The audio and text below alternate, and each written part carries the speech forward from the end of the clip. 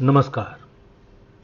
326वीं कड़ी उनका खत और आप में अभिवादन स्वीकार कीजिए देवतोष का। आज जो मैं खत पढ़ रहा हूं उसका टाइटल है, शीर्षक है इरादा। चाहता तो मैं ये हूं कि आप सब रूहानियत में आफताब निकले। आफताब माने सूरज।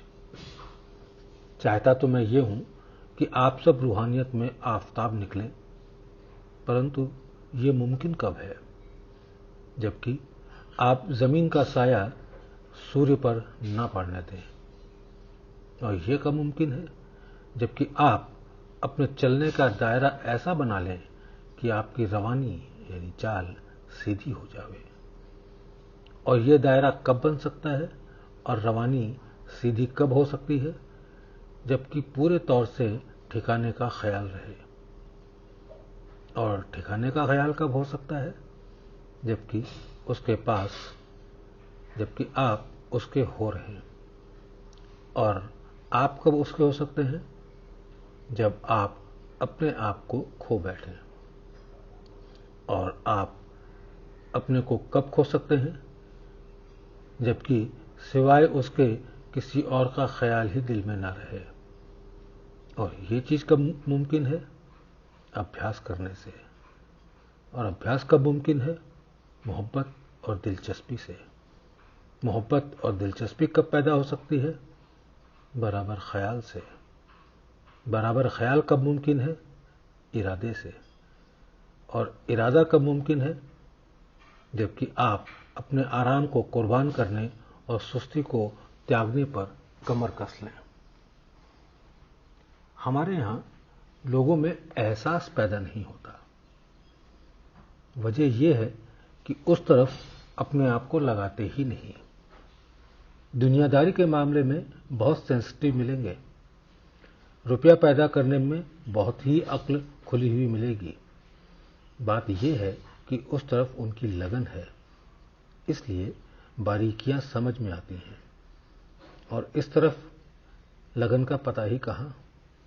अगर बहुत मेहरबानी की तो सत्संग के वक्त संलग्न हो गए, बाकी दिन फिर कोई ताल्लुक नहीं रखा और ना ही ये परवाह की कि वो बातें जीवन में उतारें जो ब्रह्म विद्या में मददगार हों और वो छोड़ें जो बाधक हो रही हैं। बुद्ध और जैन सभी दर्शन इस बात पर जोर देते हैं कि जैसा बनना चाहिए वैसा बनने की कोशिश करें।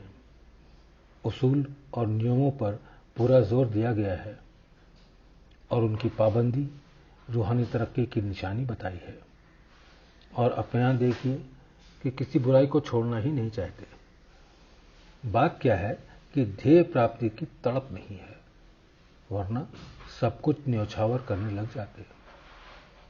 तबीयत का झुकाव जिस तरफ हो गया वहां की बातों का एहसास होने लगता है और एकाग्रता बढ़ती है। जब एकाग्रता बढ़ती है तो संयंत्र हो जाता है। जहां ये चीज पैदा हुई कि हालत का एहसास शुरू हो गया, मगर भाई इस तकलीफ में पड़े कौन? ऐसी हस्तियां खासी खास पैदा होती हैं जो मर मिटने के लिए तैयार हों, और भाई उन्हीं पर हकीकत बेनकाब होती है। भाई ये शौक, तड़प और प्रेम कमाल पर पहुंचा देते हैं। हमारे यहां के सब अभ्यासियों पर हालत जरूर गुजरती है, मगर लगन न होने की वजह से एहसास नहीं होता, जिसकी शिकायत वो मुझसे करते हैं। मगर जब मैं किसी से कहता हूं कि मुशाहिदा यानी ऑब्जर्वेशन और एहसास की ताकत बढ़ाओ, तो वो कह देता है कि मैं कोशिश करता हूं मगर एहसास होता ही नहीं। मेरी समझ में नहीं आता कि वो कोशिश कैसी जिससे इच्छित नतीजा बरामद न हो। हम जब अपने घर के मामलात के बारे में सोचते हैं तो उसके हर नुक्ते खूब समझ में आ जाते हैं। बात क्या है कि हम इसमें हमातन मसरूफ हो जाते हैं, पूरी तरह से डूब जाते हैं। यहां तक कि जब तक उसका हल नहीं मिल जाता हमको चैन नहीं मिलता। क्योंकि वो चुभन दिल में होती है। अभ्यासी जब अपनी हालत पर नजर रखे तो मुमकिन ही नहीं कि पढ़े लिखे आदमी की समझ में ना आ जाए। हर हालत पर अगर दिल से एकाग्र हो और साथ ही साथ अमल भी करता चले तो मुमकिन ही नहीं कि ऑब्जर्वेशन असल का एहसास न करा दे। मगर भाई, ये सब बातें शौक पर निर्भर है, और भाई, शौक भी एक बड़ा उस्ताद है। धन्यवाद।